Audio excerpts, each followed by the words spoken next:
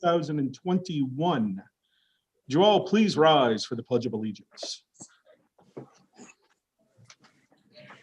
pledge allegiance to the flag of the United States of America and to the republic for which it stands, one nation, under God, indivisible, with liberty and justice for all.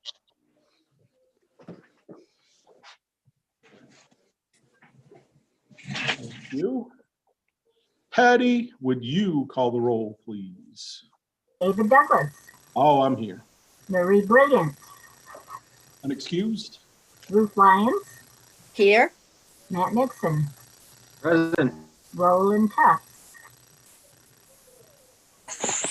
All present. Thank you, Patty. Town managers report. Good evening. I just want to report the solid waste facilities paint care program is actually underway right now. The service allows residents to dispose of paints free of charge, and information regarding this program is available on the town's website, where information can be given to you at the solid waste facility. And I'm pleased to announce today, we distributed the town's proposed fiscal year 22 budget to both the Board of Selectmen and the Finance Committee. The first budget meeting will take place on February 11th at 6 p.m. Residents may attend the budget meetings via Zoom or view the meeting on TV3 or YouTube. That's all I have. Have a good night.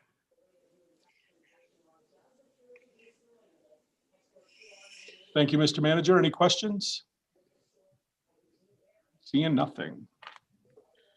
We have boards, committee reports and updates. Superintendent Chabot has been activated for the National Guard, so he will not be joining us this evening from the school district. So we will move right into an update from the Conservation Commission. Victor Langelo, Victor, help me out. Langelo, that's correct. Every time I scare myself when I'm looking at it, wondering. Thanks, Victor. All yours. Okay. This was a little bit of an unusual year for us. We had started it out with with a bunch of outreach efforts, and because in-person meetings and conversations one-on-one at like plant sales were pretty much canceled, we switched to things we could do, socially distanced. One of the things we did a fair amount of is invasive plant removal at town-owned properties and the fairgrounds. A resident of the Highlands called us and said, "There's a lot of garlic mustard over here." Actually, didn't call a lot. She called the town, and they forwarded it to us, and Raya jumped right on it. Before pretty much I could answer the email, she was out there. At any rate, we did a sort of a group effort at the head of Tide Park in September. We each kind of fanned out and handled a little bit of the area there, and actually continued that through the fall. Individually, mostly Raya actually, and we actually now have a bank on the, I guess it's the north side of the park, that's pretty well cleared of invasive species, at least a part of it, and we actually just ordered seedlings or saplings, I should say, to replant that, because we're afraid the bank will erode if we don't get something growing there soon. And we think we can keep the invasives down in the meantime. So that's progressing pretty well, actually. And it's something we can do without, being inside and on top of each other. So let's see. We got printed last year, or I think we got them delivered early this year. I can't remember. We got some signs from the Conservation Commission that says, this is a conservation easement. And those, I actually got them, several of them posted in a couple of the easements that we have. Mallet Woods and the Home Place subdivision has a trail easement on it. And this year I hope to, we hope to survey again and then, put the signs on the easement behind Pleasant Woods development. It's at the corner of Pleasant Street, the new housing units that are in there.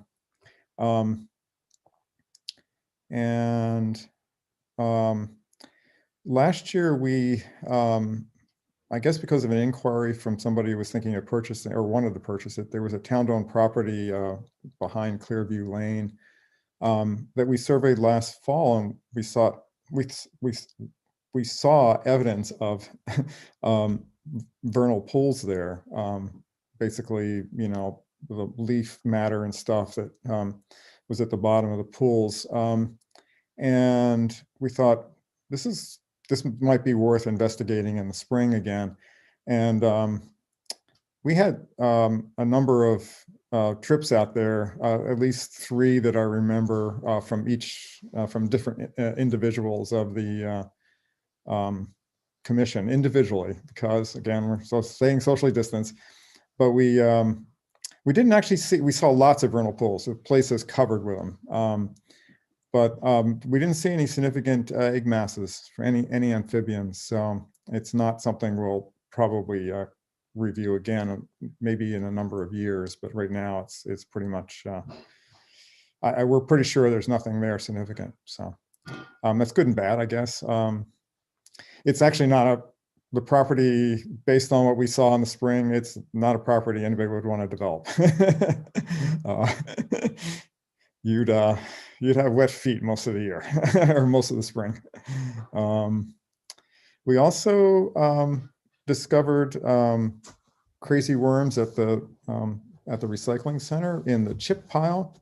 We thought at first it might be more spread out more than that, but it wasn't as far as we can tell, it never did get it into the compost pile.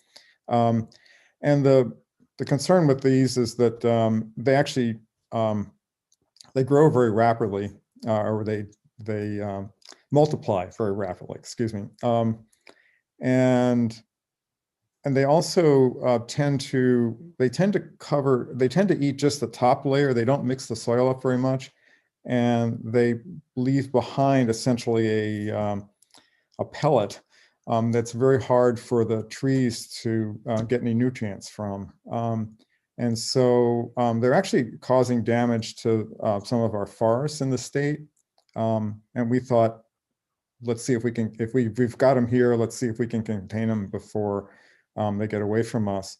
And I think we may have, we developed a plan along with the state biologists to essentially compost the chips. Because if the compost gets warm enough, it'll kill let me back up just a second. The worms actually die each year.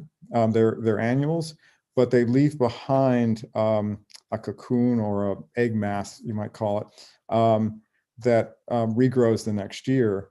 And if it's composted and it warms up enough, I think they said over 140 degrees, then the eggs it'll kill everything that's in it. And that's what we're hoping to do. We'll have to monitor it again this year to make sure.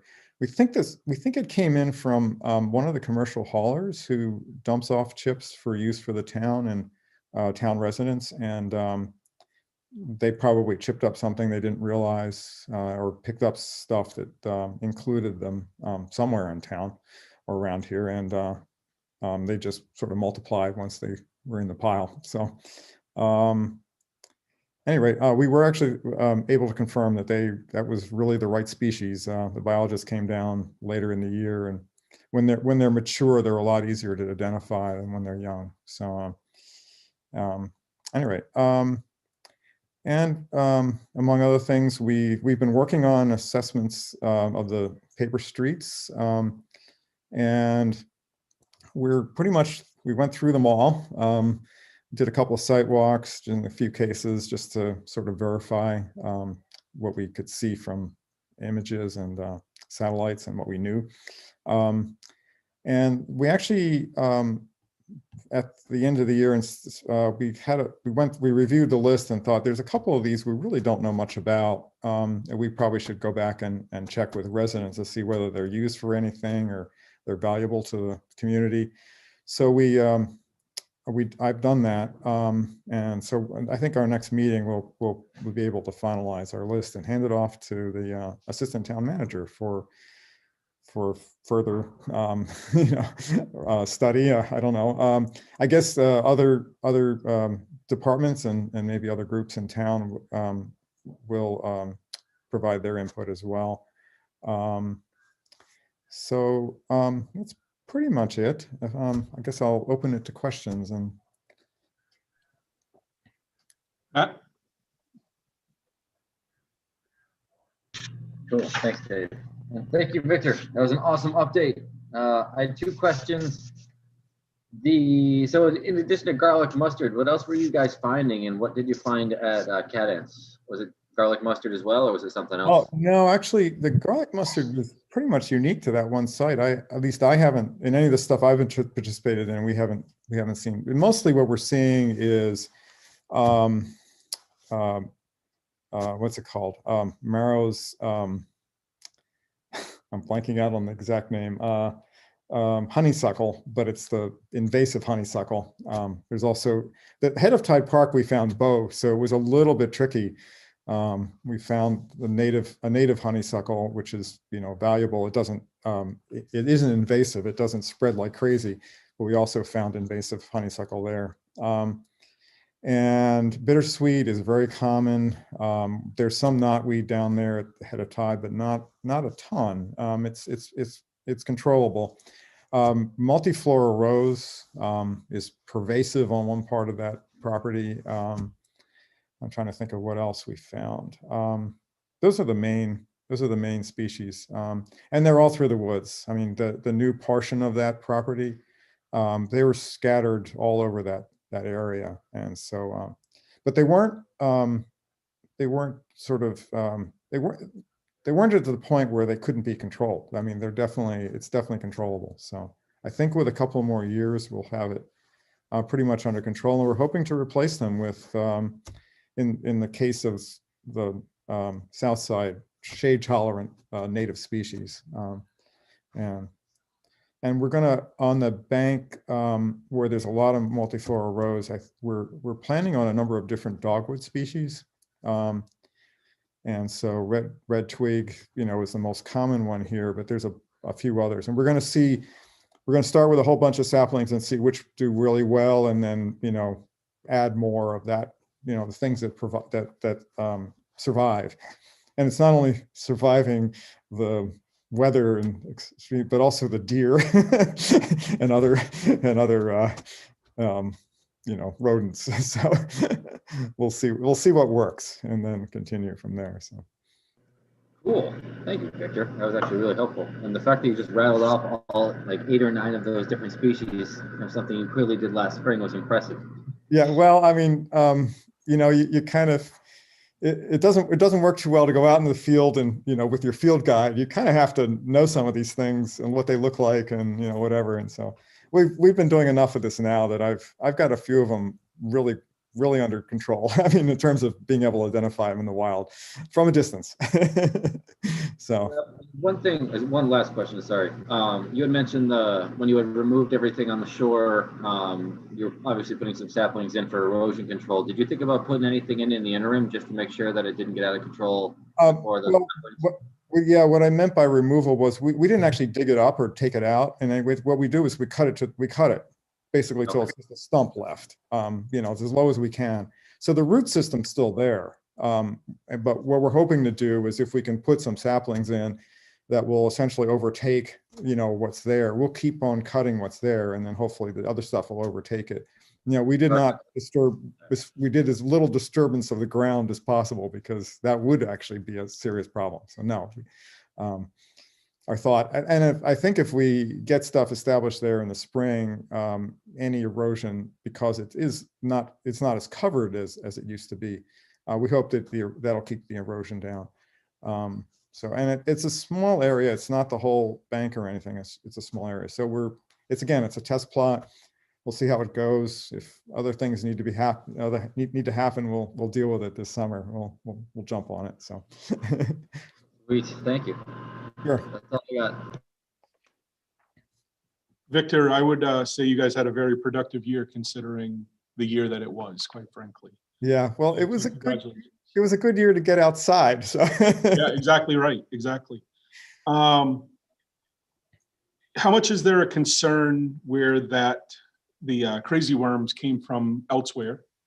How much of a concern is that it's around Topsom, or were we more concerned because people would grab it and put it into gardens and it's probably around. I'm not so sure. You know, I don't know what we can do about that because we don't know where it came from anyway, and it would be a massive survey project to figure that out. But yes, the concern was that if it's in the chip pile and people are spreading it around, we're actually helping these, spreading it all over the place. Rather, just let's keep it contained to where it is now and not try to spread it. So we looked for spreading too at the transfer station, and where Eddie's got the chip pile, it's pretty rocky and soil's not conducive to plants growing, and it doesn't look like they've got very far. We looked around in the woods and stuff and spot checked here and there, and the biologists were out there digging with scoops and looking their little trowels and seeing if they could find anything, and we didn't see anything. So I think it didn't spread there. So I think we're okay. And if the composting works, that's a good technique if we see it again. So okay.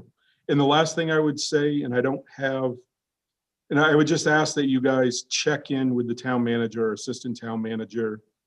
And this is probably a good practice anytime any of our committees form a Facebook page.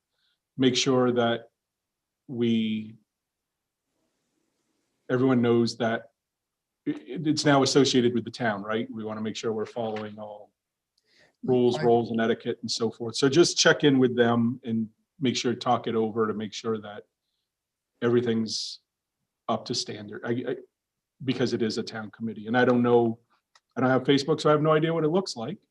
But just do that for me somewhere soon. Check in and make sure that we're all up to par. I think that occurred in the transition between town managers. Okay. So we did check with Rod and said, what do we need to do? And Perfect. I don't actually, tell you the truth, I can't remember exactly who was contacted, but we did make an effort to say, hey, is this allowed? And I think it's allowed. I think we just want to make sure everyone knows that we're now representing the town, right? Okay. I just have a quick question, Victor. Is the worm is it serious enough you think we should consider not doing chips or compost? Well, based on what the biologist said, I don't think the compost is a major issue because Eddie does say he does take temperature measurements of that pile over the winter and into the spring. And so we're pretty sure that's getting to a high enough temperature that it will kill the larvae that overwinter.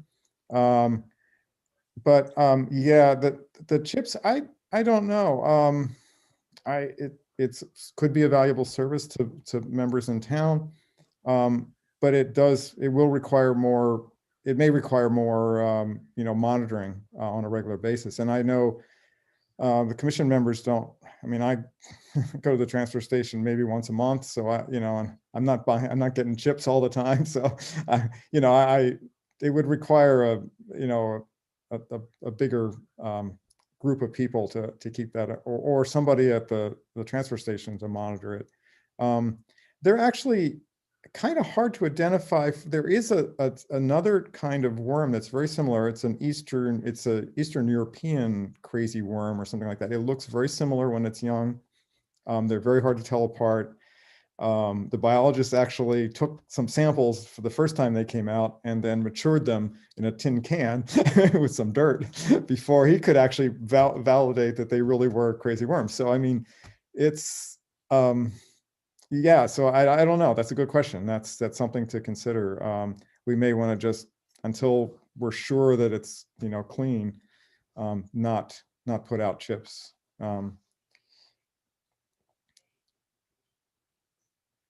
Yeah. Any Yeah. other questions of Victor? Looking around. Seeing nothing. Hey, Victor, thank you very much. Productive year. I appreciate it. All right, you're welcome. Board does. Thank you. Okay. Have a good night. Yes, I will. We are on to an update from Public Works Department on ongoing projects. Dennis Cox, the director. Good evening, everybody. I thought I'd start out with sharing with you some of the major accomplishments we had this past summer. The biggest one being that Main Street culvert at 600 feet of 42-inch diameter pipe that went down on Main Street, beginning over by Elm Street Extension and finishing up just before Main Street across from the Hearth Store. The work was very successful and made a big difference for the spring runoffs for us, and also took the town's our town's storm drain pipe off of private property. It was rerouted so it comes down the right of way of the streets now. Other work completed this summer, we had over a dozen projects, but just to touch base on a few, new storm drains and basins were added over on Arbor Avenue area. There were 4 basins and about 400 feet of pipe there in preparation for paving coming up potentially for this summer, depending on how our budget's approved. The department also finished installing new basins over in the Ivanhoe area, where that was all finished paving this past summer as well. Old Farm Road, we had an older culvert system up there that had failed. The basin was replaced and some pipe was replaced up there. The large crossover pipe from the pond at Bay Park, due to the dry summer this year, we took advantage of that. It wasn't something that we were really planning on doing, but with the dry summer, the pond level was down. So we replaced that pipe across.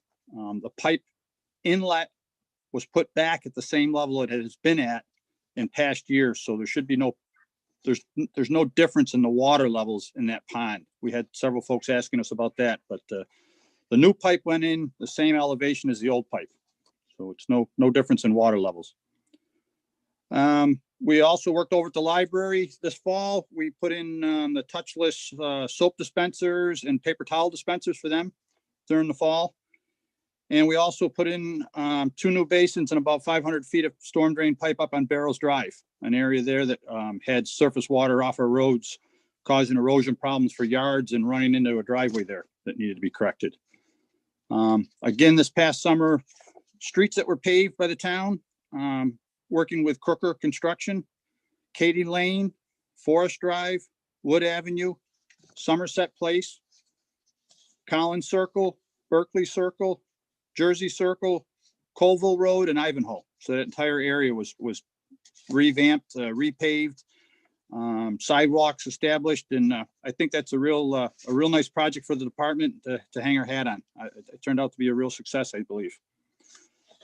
Just touching base on things going on from the fall into the winter.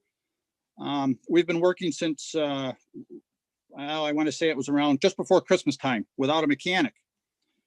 So we've been working in-house on our equipment, and it's been working out well, but I just want to share that, our 8-man crew in the streets have turned into a 7-man crew, sometimes 6, because it takes 2 to work on some of the equipment that our mechanic might be doing.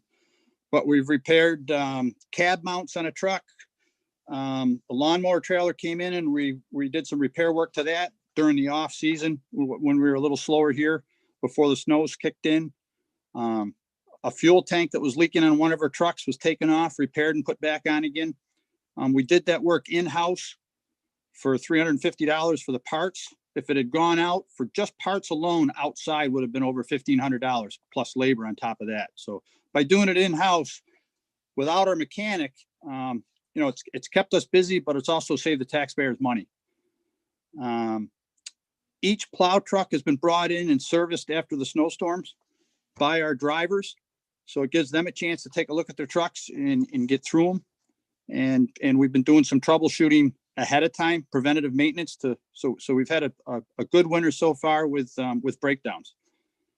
Out in the streets, we did a project this early winter when things were quieter, replacing several of the street signs. Some of them have faded, so they weren't reflective as much as they should be, the white on the green, which are public streets. And we had quite a few of the private roads, the white on blue missing, and we replaced those as well. These are things that we have to maintain for DOT requirements, and it also helps our emergency service people identifying these roads. So it's a win-win for everyone when we get out on a project like that.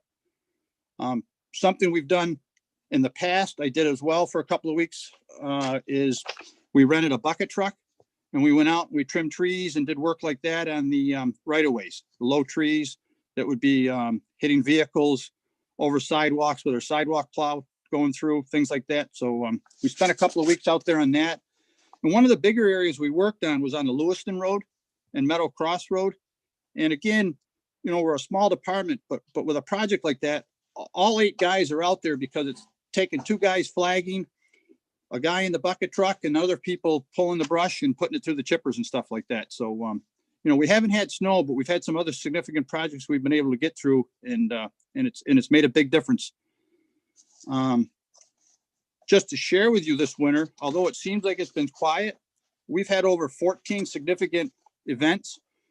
When I mention significant, I'm talking about where the entire department's been in. In November, we were in once, the entire crew. December, 5 times. January, 6 times, and twice already in February we've been in as a full crew. So it may seem quiet out there, but as a department, we've been busy. The events that we've had has required quite a bit of treatments on the roads with salt and sand, things of that nature, because they've been slippery. Also now, this time of year during the winter months, I've been busy working through the logistics on the storm drain replacement on Elm Street. I've included a couple of drawings tonight in your packet there. One is kind of a view from above looking down on that.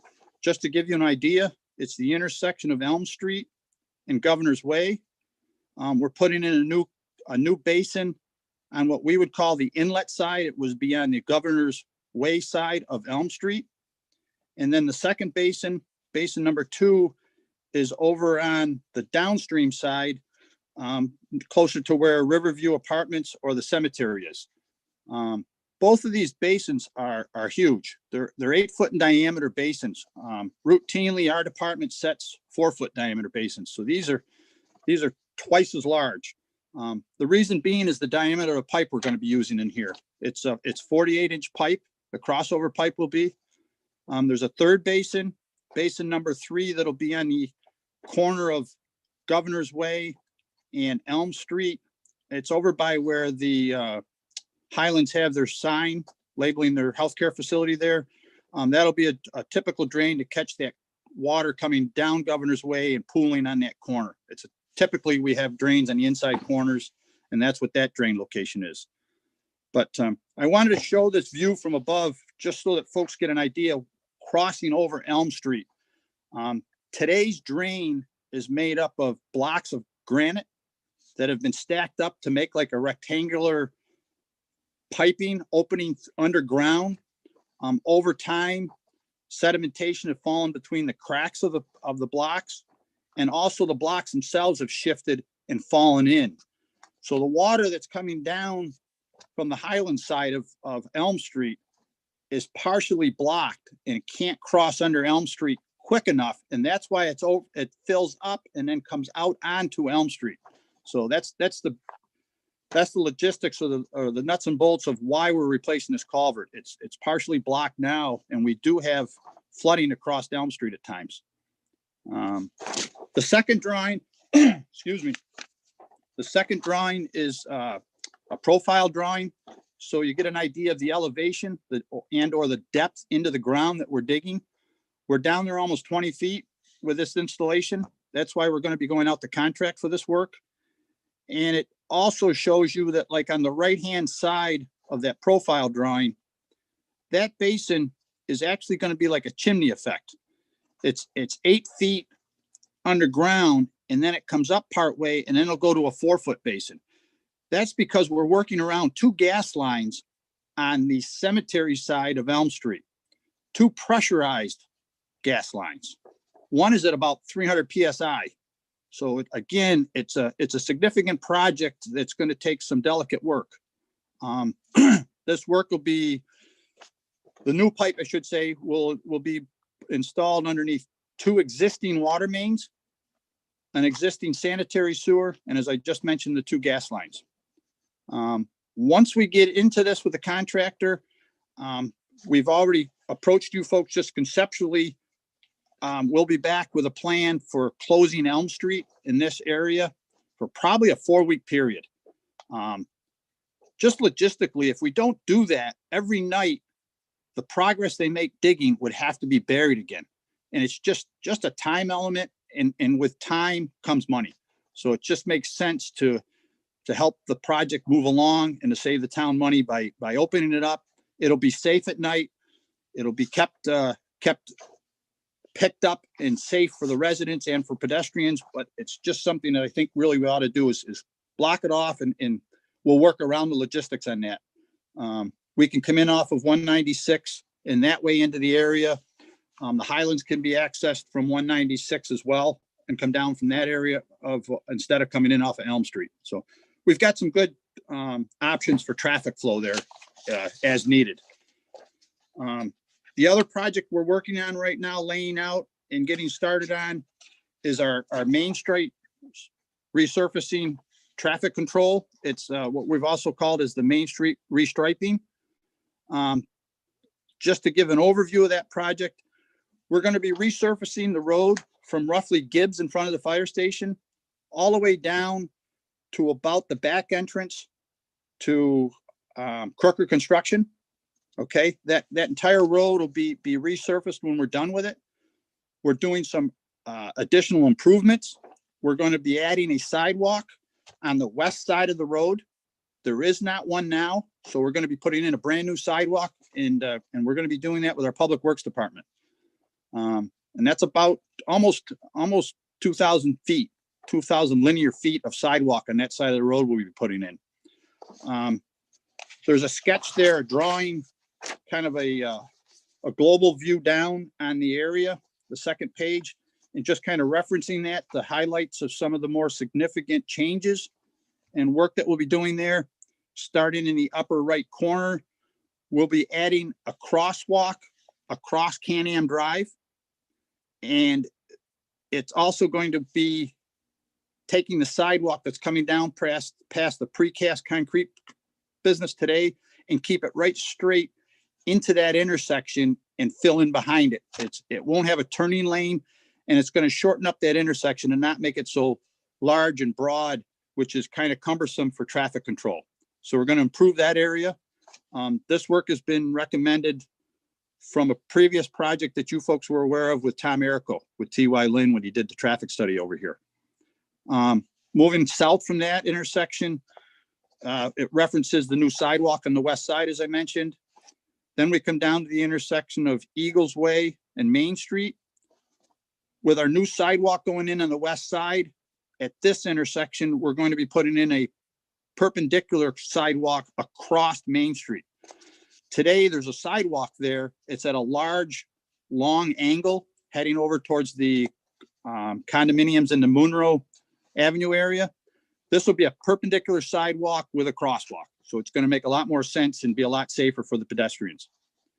And then finally, down at the 201 196, we're going to be putting in a bike lane to come down 201, cross 196, and continue down to Main Street, which would be hooking up to the 10-foot wide multimodal type sidewalk that is presently in place at Monument, and then continues down the bike path. We call it the bike path across from the town office and continues down towards Community Way. So the Elm Street culvert and the project on Main Street for the sidewalks are 2 of the bigger ones that we've got going this summer, besides preparation work for paving. So, and we'll be working with you folks in the finance committee with our paving project this summer, we hope. So I'd be open to questions if anybody has anything for us. Dennis, I got 2. One's a comment, so I'll go with the question first. The road damage, Elm Street Extension the other night from the water district. Do we have a process? Will we be checking? Is that in the area where we may have seen some damage to that new Main Street drain? Doesn't it start somewhere in that area? Yeah, the water company and I have been working the last few days on that, Dave. Yeah. The area in general, the drain system doesn't appear to have had any significant damage other than the sediment and things like that have filled the basins. Yeah. They've hired a contractor to come in next week, coordinating it with me to come in next week and clean out our basins. It'll be vacuumed out and get rid of the sediment in the basins. I just want to share with you folks that break happened around 4:30 in the morning, and by noontime, 1 o'clock, the water service was back in the area. They located it. The break had nothing to do with our storm drain project that we can tell. It was just Mother Nature with a pipe that failed on them. But there was a significant amount of sediment washed out underneath the road. The integrity of the road is fine for right now. Frost in the ground, and we're backing up some of the curbing in areas that were washed out with fill material. The water company is, but in the spring, they're working with a contractor that'll be coming in, and we'll be doing some test holes throughout that entire new stretch. I'm going to say downstream of the break, and making sure that everything is in good shape underneath the road. So yeah, the water company's been on top of it. I've been working with them, and I feel confident that we'll be in good shape. But realistically, paving companies aren't open until April, May-ish. So there'll be some temporary pavement put down by a local contractor. Labbies have the ability to do a hot box type paving. So we'll have some pavement back down there. We won't have a gravel road, but it won't be as smooth as it was until after paving season starts up in the spring, I'm afraid. We also have this similar situation over on Summer Street, if folks aren't aware of it. We had a break out there the Sunday before in the afternoon with a water main break. So we've got two places right now we're working through. Thank you. And my comment, you guys, the years that you've been doing, cutting the lower trees and such over roads, and I know it's something you hadn't said, but to me, as someone driving the town through the winter, that certainly allows for melting a lot more, and the roads melt off quicker following ice and snowstorms when those trees have been pruned up and such to allow things. So that's a great, those projects are, not only is it keeping it from hitting things, but I think it improves the driving capability around town. Great, thank you. Any questions of Dennis? Got no questions, but that map that you did with the close-ups, with the little magnified spots, pretty neat. Good stuff. It's very helpful. Thank you. I have to give credit to the planning department. Rod Melanson and Andrew worked with us on that. Sorry, go Dennis. I'm sorry. That project on Main Street has been a cooperative project. As you folks know, Andrew and Rod worked through that with T.Y. Lynn, with with Tom Errico, the engineer, working through the logistics so we could, because we've had a lot of changes in that area of Main Street, businesses, future businesses, the school coming in with their updates and changes. So we've had some increased pedestrian traffic, I think, is going to be happening there. So it's all things that we're reacting to and planning for. So it's a good project to get underway here and get behind us. Marie, do you have a question? Yes. I don't know if I missed it, but do you have an idea when the work will start on Elm Street, when you have to close it? I only know, Marie, that through our environmental permits, we have to do it when they consider it to be low water. If it's possible and we can get a contractor on this season, it'll probably be sometime into July, August, September-ish. I don't know the exact date yet. I think I know where you're going, and we've already been brainstorming the fairgrounds and working through the logistics on that. Most of the public that I think comes in off of 196 with the way they've set it up now. And we'll work with them to bring them in off of 196 for the general public to come in, but we can also bring the folks with the animals, the 4-H groups and stuff can come in either off of 196 into the fairgrounds directly, or bring them around through the underpass at Elm Street and come up that side and come into the fairgrounds, because the entrance off of Elm Street will still be available to them. We just won't be able to get from Main Street to the entrance to the fairgrounds. Oh, okay. All right, thank you. Seeing nothing, Dennis, thank you very much. Appreciate that update tonight. You're welcome. Thank you. We are on to correspondence. Again, if you want to call in, if you're at home watching on Channel 3 and you want to call in for public comment, the phone number is 373-5090. If you are with us here on Zoom, you can raise your hand and we will bring that up. And one correspondence the town manager shared with us, the board, the town manager received on January 21st from Dylan Trockman.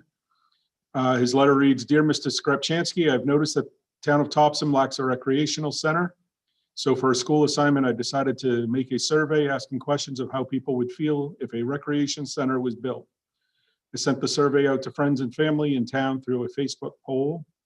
The survey included questions like, would you use a rec center if it was built? Would you be willing to have a tax increase to help support the cost of a rec center? And there was a resounding yes on almost every question. I'm also aware that there is a community center committee that is looking to collect information on the need as well, considering the 2019 comprehensive plan update showed many people in town are looking for ways to connect. I personally think a rec center would be great. It'd be a place for people to get active and to engage in the community year round in things like sports, clubs, and town events. I'd like you to strongly consider the possibility of a rec center because it would make the town of Topsom a better place for all. Sincerely, Dylan Trockman, 8th grade student, Mount Arrett Middle School." Did anyone else have any communications? No. Again, phone number is 373-5090. I see no hands up, so we'll keep an eye out for a moment. Consent calendar, approval of the minutes of the regular selectmen meeting, January 21, 2021. Do I have a motion? So moved. Second, and someone seconded. So motion and seconded. All those in favor of approving the consent calendar? 1, 2, 3, 4, 5. Unanimous, Patty. Nobody on the phones. We're moving. 2105, consideration any appropriate action on accepting the Government Review Committee's report. If you recall, the Government Review Committee submitted a report to us maybe late December. I'd have to, 1st of January, late December. And I know we came out of it with a couple questions. First of all, before we do anything, we have to accept the report. So that's what this item here tonight is for, is to just accept the report. Are there any questions from anybody regarding the acceptance of that? So I'll make it, I don't see anything. I'll make a motion that we accept the report from the Government Review Committee. Do I have a second? Second. Motion and seconded. All those in favor? Patty, you're supposed to do this by rule, so you've got to do it. You're on mute, Patty. Thank you. David Douglas. In favor. Okay, Marie Brilliant, In favor? Ruth Lyons, In favor. Matt Nixon, In favor? and Roland Tufts. In favor. That is unanimously in favor. Thank you, Patty. Now, 2106, any consideration, any appropriate action on whether to propose the formation of a charter commission to be voted on by referendum. We accepted the report, and now the decision is, do we wish to do anything with it? To my knowledge, I don't believe, Mr. Manager, was anyone going to say anything, or we're just moving here, right? Yeah, unless you would like for people to speak. I don't have anything on the schedule for anyone to speak. Okay. So we had the questions, we've all been copied on. We had some questions when the report came out. on what the Board of Selectmen's ability to frame the formation of a charter commission. And those were answered. We all agreed to receive answers on it from the town attorney. And we've all been supplied with those answers. And we had an additional letter from the Government Review Committee in, I think it was January 4th or 5th, that they wanted to make it clear that they didn't go in, they didn't have any opinion, trying to find it here in this massive. They were keenly aware of the importance of their task and took the responsibility seriously. Although many of us entered the process with some impressions as to what the outcome should be, each of us set those thoughts aside and conducted a truly impartial study. And so they went on, but we did receive that. So does anyone have anything where they would like to discuss, fire off, get the ball rolling?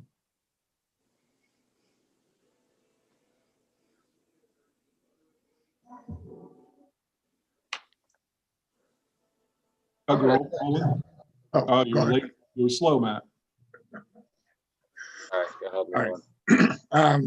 I personally think that with all this work that's been done, and there's a lot of information in this report that I think, needs to be really reviewed by the public and, get their feedback as to, what their views are, given that it's been a number of years since this was last really brought up for a formal review.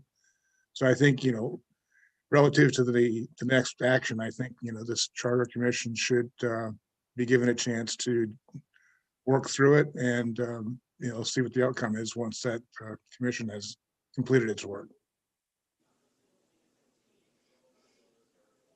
Thank you, Roland. Matt? We're talking about, so what we're discussing right now would be whether or not we would want to put something on the town or on for special referendum right in the spring as to whether or not to create a charter commission. Is that what we're discussing, or are we pretty much That's okay? right. Fair enough. Okay, so it wouldn't actually be creating the commission right now. We'd just be asking the question. Okay, fair enough. And it's by referendum, so whether we choose to do the spring referendum when the school is, or we choose to do November, it's still, either way, it's yeah. We don't have to, it doesn't have to be the spring. All right, thank you. So clearly there was a lot of discussion on this on the interwebs, which I've tried to ignore. I have asked a number of folks around town on my weekly rounds about this. And I've also called New Gloucester Selectmen because Lord, they're going through some stuff right now. And they also recently went through a charter process. I think something we just passed this past November in New Gloucester for a charter. So got some feedback there. I agree with Roland in that there are a lot of unresolved issues that I think would probably be helpful for us to go through, or excuse me, for a commission to go through. I'm still concerned about the timing of all of this, just given everything going on right now. I'm not convinced that now is the time to revisit this, but I would certainly vote in favor of a motion tonight to advance this to a special referendum. That makes sense. Yes. Ruth? I have a question. Who would write the referendum? Who would write that? Would our attorneys write it, or? Well, I think it's up to us, right? It's Yeah. our decision, we've got to Mhm. move it to it. And I would feel better if someone more qualified did it. Yeah. Personally. So yeah, that would be up to us though. We would say tonight whether we would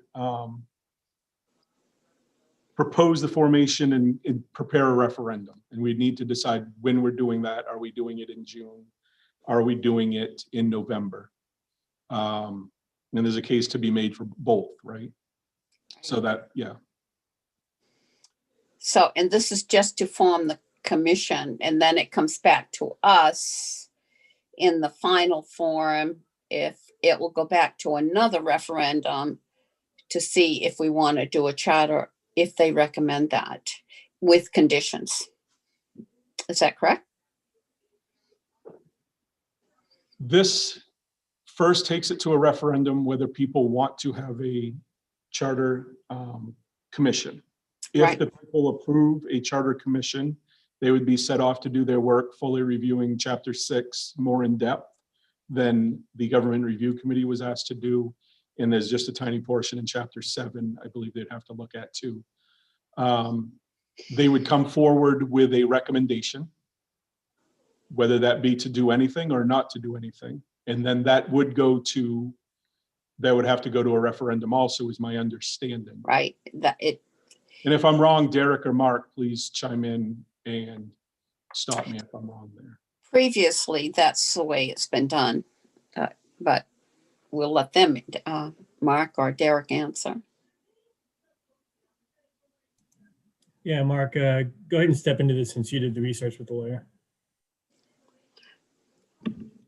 I think you've said it exactly right. So if it passes, then the next step would be to actually have the commission and come up with what would then be voted on. So it's a two-step referendum. So, Mark, I have another question. So, if we're going to do this, but if there is a commission, Mark, and it comes back recommendations, the board has the authority to take their recommendation and amend it to what we would like. Is that correct? Because the board has the final say. Is that right? I think the ultimate, and I haven't researched that actual question, but I think the ultimate decision still has to be made by the voters in the end. So Right. You decide what gets put out to them, but then. Exactly. That's, yeah. Okay. Thank you. I just want to say too, that this group did work very, very hard. This committee worked so hard and so sincerely, and I was on it. I do find a little conflict, but, and that's the problem with the board member being on a committee. But my loyalty at the moment has to be with the committee that researched this and did the work. Marie, do you have anything? No. I have a completely different opinion. As I looked at the report, what was asked, previous questions, I believe the term in their report was essentially many of the same unanswered questions were still arising. The questions of how other towns went through it didn't really speak to me. I would have liked to have seen another side. I would have liked to have seen a side of towns also that decided not to go and how that went. When I see the comment of many of the same questions from previous government review committees still remain unanswered, I don't believe that to be the case. They were answered by a rejected referendum by the town of Topsom at the last time this took place. So anything that was in the past that we still considered, it's already been answered by the people of Topsom. Nothing new in this government review committee report was presented. It was the same, in my opinion, it was the same items that were voted on and rejected by the town of Topsom at the last time this was done. So I don't see that there's this call for this. So I have a differing opinion than anyone that spoke so far, and nothing has said to me that this is our best way forward. So it's interesting, and Ruth, maybe you can speak to this because you guys came unanimous, knowing that all the previous questions were rejected by the townspeople. How did that bear into a unanimous vote in favor of moving forward with things that had already been decided upon? Well, the only, the weighing factor on that was every 10 years, we're supposed to review our form of government and see if it's working and whatever. And I think they felt very strongly that the people should try that, even though it had been settled before. There's a different group of voters. I would like to say something else. All I hear is people don't attend. And I've said this before. I said it in the committee meeting and stuff.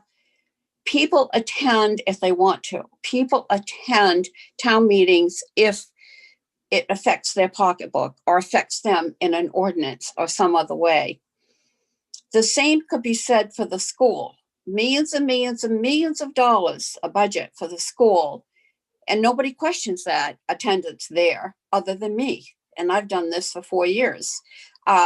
So to me, the attendance doesn't bother me because people come if they want to.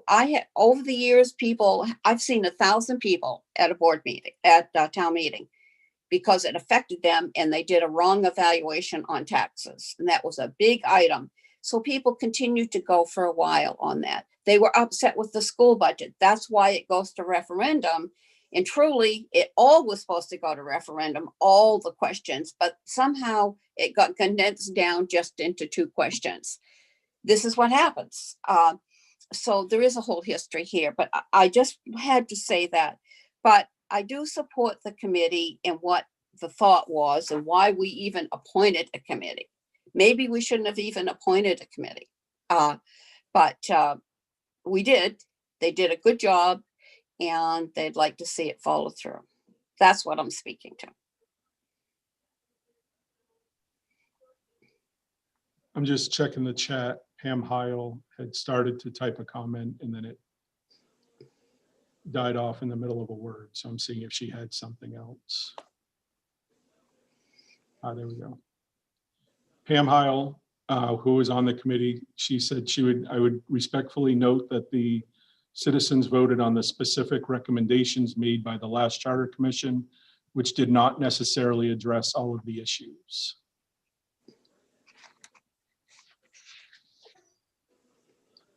So everyone's given their opinion and I'll be looking for a motion.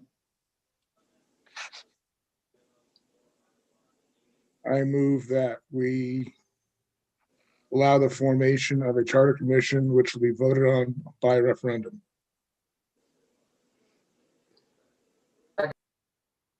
We have a motion and a second. Roland, all I'll ask is the formation, and would you expect this to come back and then we'd decide on the exact timing and how it's laid out and such, or do you want to do that tonight? Whether we do a June referendum, whether we do a November referendum. Would you expect something to come back with more firm plans? Is that? Yeah, because I think it may be premature to talk about exact timing right now. So, Okay. Once we get that outcome. All right. Timing and makeup too, right? Because we'd have to think about Wording. the consistency of the commission and everything prior to the referendum. Just thought, or would we? I don't know. Question for the lawyers. That's right. So it's been a motion to form a charter commission to be voted on by referendum, and it's been seconded. Patty, would you take the roll to that question, please? Okay, David Douglas, in favor or opposed? Opposed. Marie Brilliant, in favor In or favor. opposed? In favor. Thank you. Ruth Lyons, In favor. Matt Nixon. Roland Tufts. In favor. So we have 4 in favor and 1 opposed. Thank you, Patty. We are on to 2107. Consideration and any appropriate action on accepting the proposed revision to the TDI bylaws. We have with us Kurt Neufeld or Superman, whoever we have here from TDI. And Kurt, we saw you, I don't know, 6 weeks ago, 8 weeks ago, something, and we discussed this, and you guys went forward. Your group went back and made some thoughts and came forward with wording changes into your bylaws, and that's what we have here tonight. So if there's anything you wanted to speak to right off, or do you want to jump into questions, I'll give you the opportunity. All right, thanks. Yep, Kurt Neufeld, Chair of the TDI Board. John Shattuck has been hard at work putting together the information in your package. I guess the only thing I would say is, in addition to the removal of the planning board seat on the TDI board, what we brought back is conflict of interest policy, and we taken the moment to reduce the number of directors on our board. We touched on that before, but it was quite a number of directors previously. It's hard to fill all those seats, quite frankly, and with 7 to 9 voting members, in addition to the other staff members, we feel pretty well represented. I think it's been pretty well laid out, so I'd be happy to take questions if there are any. Ruth, go ahead. It has been laid out, and I appreciate the work and the thought. My question has always been, and it might have been answered the last time, but I don't think so.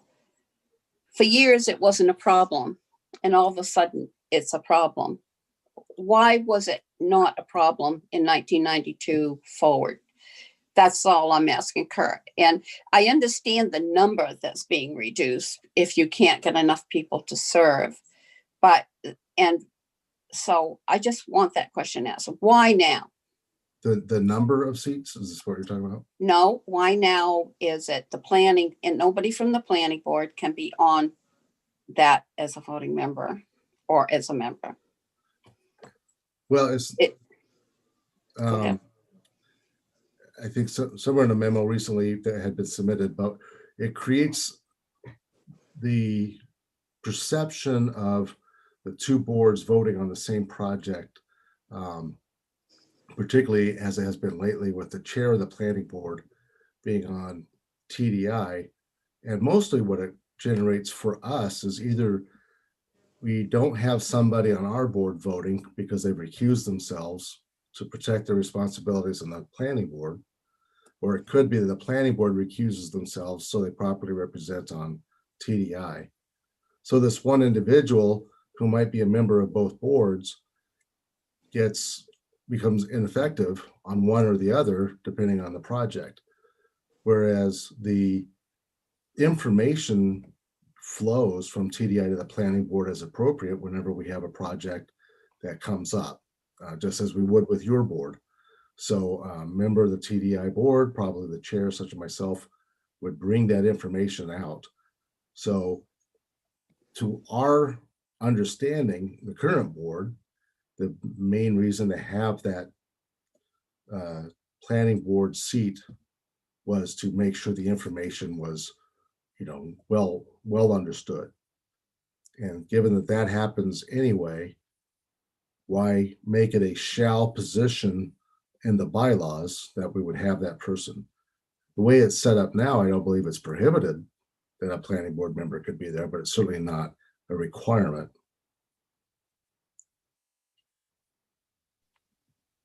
Okay. Thank you, Kurt. Thank you, Kurt. Are there any questions of Kurt or comments or anything from this? Good.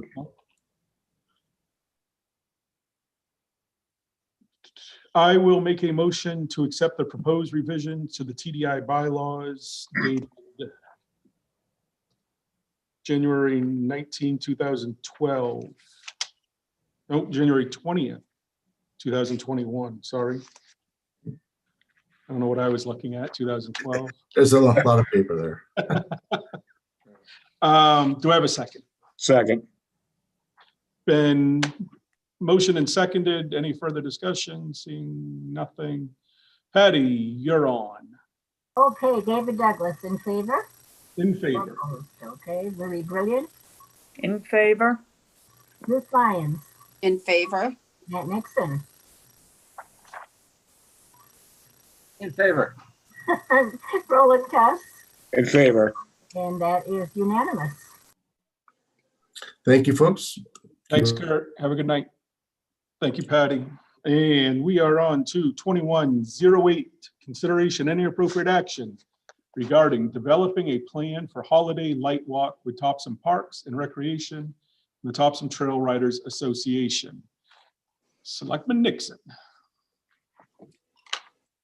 Unmute yourself. Thank you, Dave. I'm about to share my screen. Hold on one second here.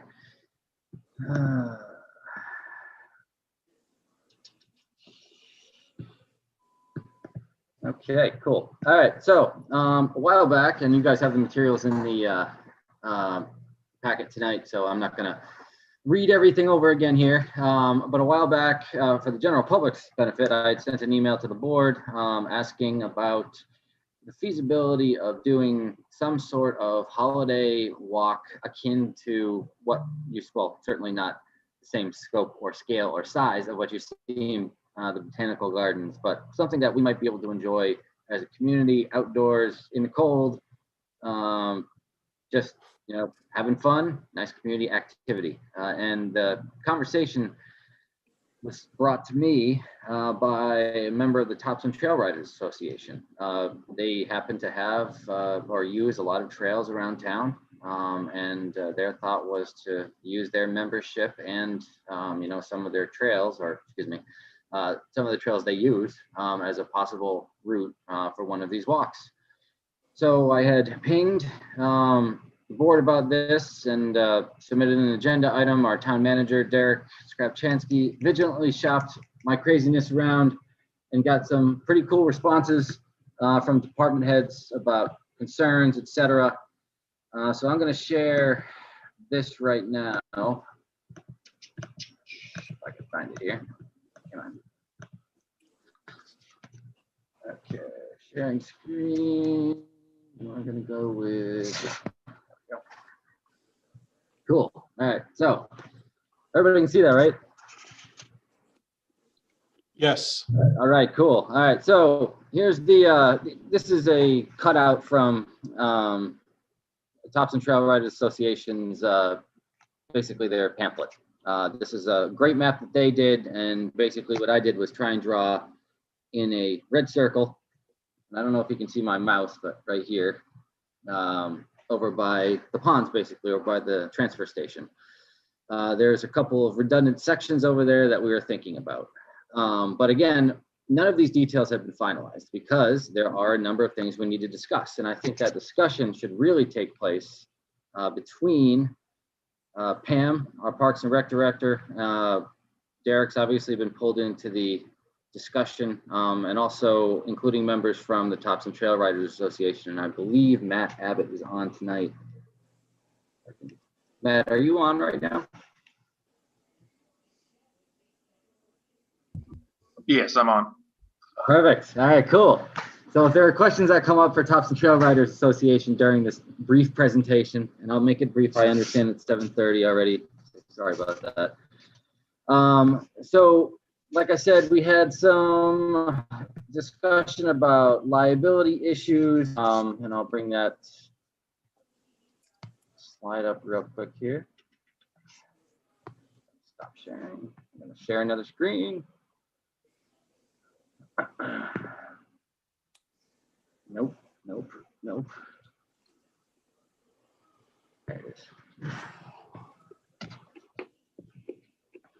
Okay, so our town staff came up with some pretty interesting thoughts. So before we get into discussion here, oh, actually, Dave, what's the proper procedure here? Should I like make a motion and then discussion, or should I just keep presenting some of these issues up front before we get into any semblance of a motion?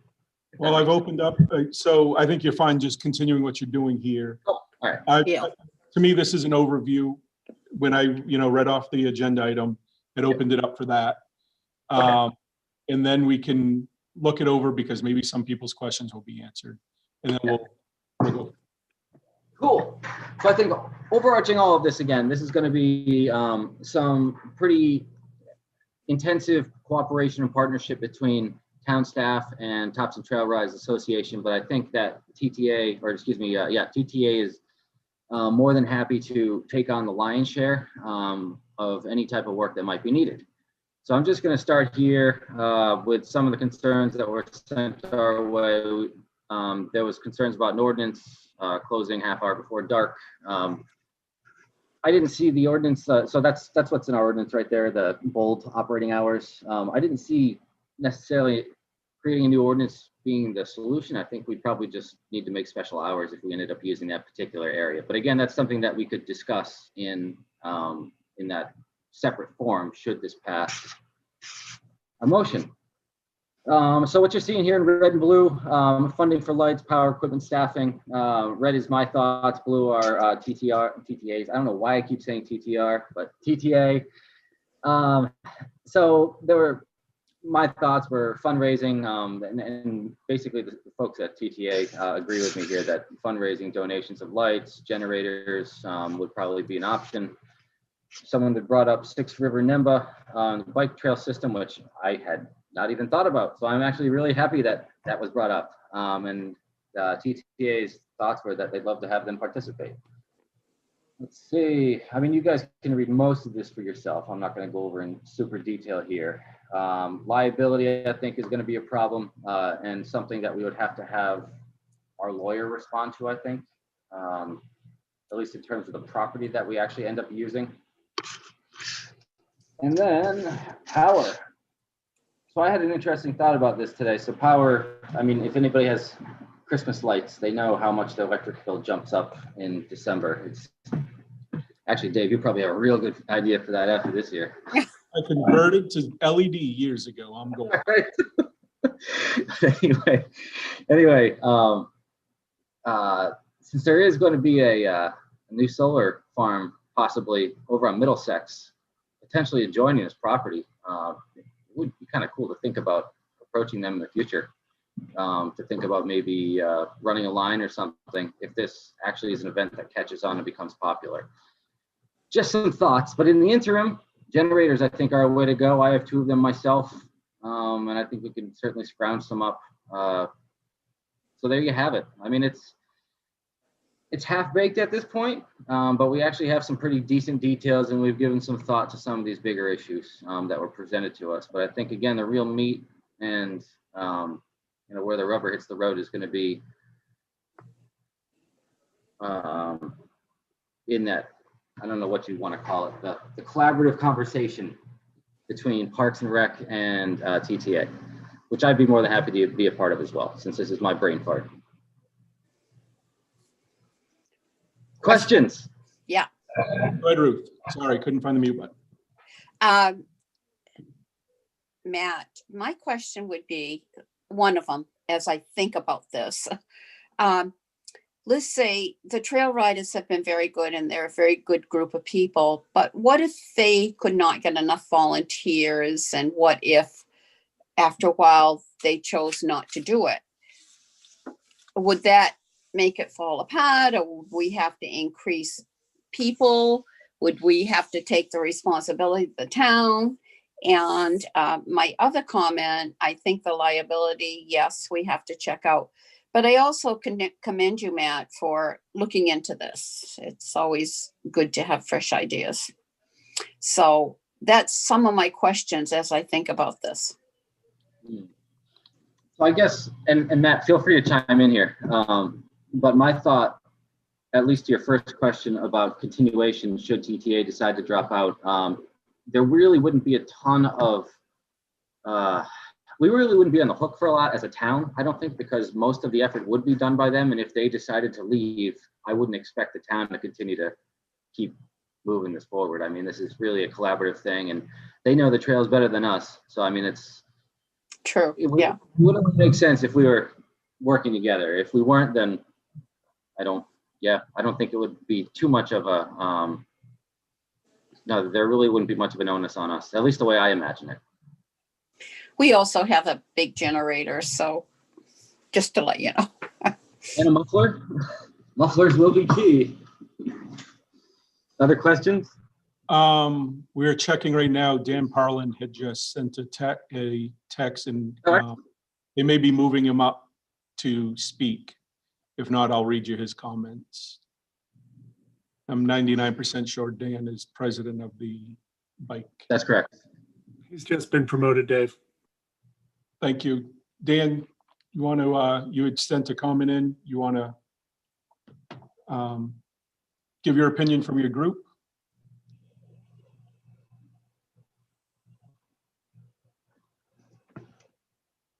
Unmute. Oh, there we go. Okay, here we go. Yes, the club has discussed this, and they seem very much in favor. And I just make a note here. We've been going since '99, thanks to Pam Ledoux and the organization of this club. And we've been going strong, still building trails and monitoring things. We feel this would be a very good thing to do, not just for the ATV or but the walkers, and in that particular area, there's a lot of walkers, bicyclists, and we can see the trails that are already maintained, and we have permission to use. And I think we could do a good job doing something like this with the help of a few from the town. I know Matt Abbott is very much interested in helping with this. From what I understand, Matt Nixon is too. I'm assuming that Pam Leduc and possibly Eddie might be able to help us to do the right route, that type of thing. But we would very much be in favor of helping. My club has already got a small committee of three of our members on that, and they're probably watching this tonight. And we would really like to do something like this for the town. We're not looking for monies. We're just looking to do something that would be, everybody could enjoy the trails a little bit. And I think we can map it out enough so that bicyclists, walkers, the whole works to do it. We light up a certain area and put a little show on for them. They'll be able to drive through or walk through, or maybe have separate trails, that type of thing. We're still in the learning cage.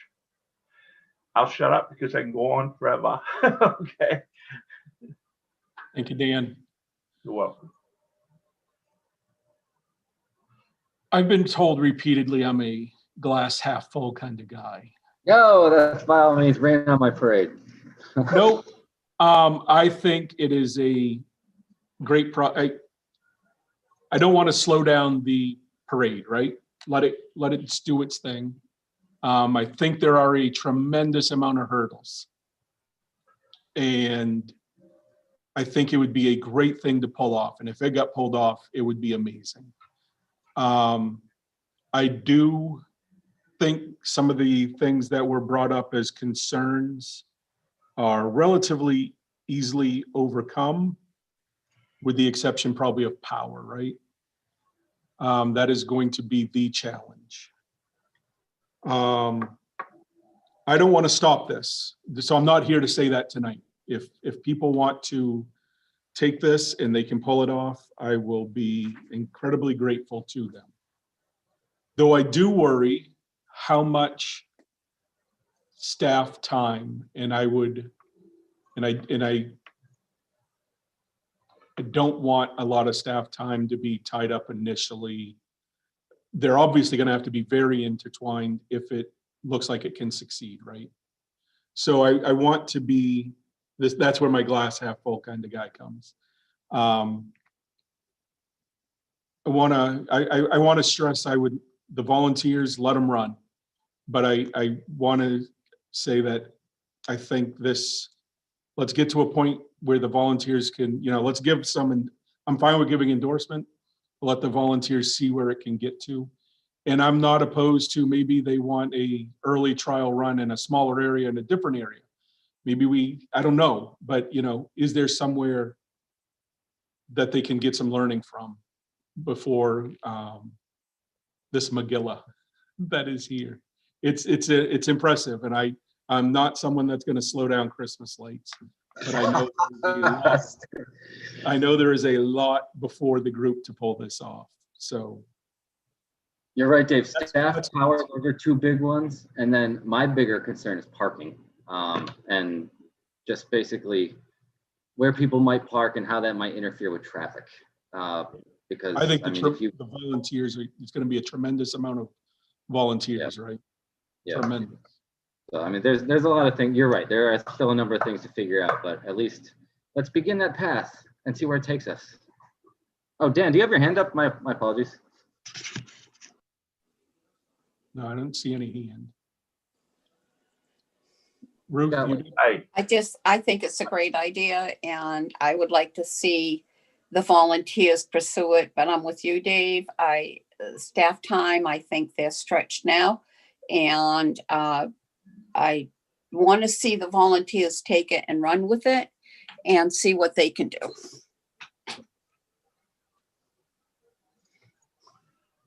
I just got a text that maybe you should start with the library trails and plug it into my house. So there's that option. I just wanted to say that we have plenty of generators. That's not going to be a problem. And we're talking Christmas lights. They don't take a lot of juice. And there's a number of ways, different places there. There is the Hunter property. We'd have to have permission from him to use for parking if we needed. I'm thinking further into the woods, more towards the pond or dump area that way there. There's a loop up there that we could do and not make it huge. And I think the first year we got to be smart and do a smaller thing first and see how it comes out. And if we have issues or we can make it bigger in future years, that's even better. But let's see what the first year goes. We don't have to go huge that first year. We just want to get a taste of it and see what kind of volunteers show up. We've got another club that's interested to help us and other people. So I just say, I think we can do this for the town, and our club would be welcome to try to help that out. I think we can do it. Anyone else from the board before we look for a motion? I will say there's a proposed motion here to direct Thompson Parks and Recreation to work with the Thompson Trail Riders Association, develop a plan for approval by the board. The plan will assess the viability of and proposed layout. I am in favor of something along those lines to, allow the Thompson Trail Riders Association to develop a plan to bring to the Board of Selectmen, directing anyone from town staff. There's obviously going to be questions. Someone's going to pick up the phone and they're going to call somebody, right? That's going to happen all the time. I get it. But to be the lead on this so early, so I would rather see a motion that we give support to the exploration and see where it takes us. I'm totally fine with that. Friendly amendment, right? Perfect. Perfect from my point of view. Okay. That So makes I'm not sense. seeing anyone, so I will make a motion that we support the Thompson Trail Riders Association to develop a plan for approval by the Board of Selectmen. The plan will assess the viability of and propose layout and logistical solutions for a Thompson Holiday Light Walk. Do I have a second? Second. We motion seconded 3 times. Patty, would you take the roll, please? Am I going to have to choose someone to make that motion the second? I think I think David. Matt will Roland go. got it. Roland got it first. I'm gonna have to get a stopwatch out here. Okay, you've heard the motion. David Douglas, are you in favor of your motion? In favor. Okay, Marie Brilliant, In favor? Ruth Lyon. You said in favor, right? You was muted. Thank you. Matt Nixon, of course you're in favor. And Roland Tuss, In favor. unanimously in favor. Thanks, folks. That's awesome. Good stuff. Thank you. 2109, consideration and appropriate action on appointing William Thompson to the Finance Committee. We interviewed Bill tonight. You'll be familiar with him. He served for multiple years on the Finance Committee. He'd been on this board, and he is now put back to go to the Finance Committee. Anything further on that? Nope. I make a motion that we appoint William Thompson to the Finance Committee. I second that. That one was Ruth, Patty. Yeah. Get it? Okay, in favor or opposed, David Douglas? I'm in favor. I'm telling you how to vote. Marie Brilliant, Should I abstain being I wasn't on the interview? I think nothing says you have to, but if you weren't there. You know probably Bill, makes sense, though. right? Yeah. I know Bill, so I'd be in favor. All right. you're in favor, thank you. Bruce Lyons In favor. and Matt Nixon Favor. and Roland Tufts. In favor. Unanimously in favor. Most anticipated part of the night. Motion to adjourn. Second. All in favor, 1, 2, 3, 5. Thank you, folks. Enjoy Super Bowl weekend. Yes. Hey, what's the Brady comment? I am pulling for him actually this weekend, so I have nothing to say. Good night. Everyone have a great, safe weekend. You too.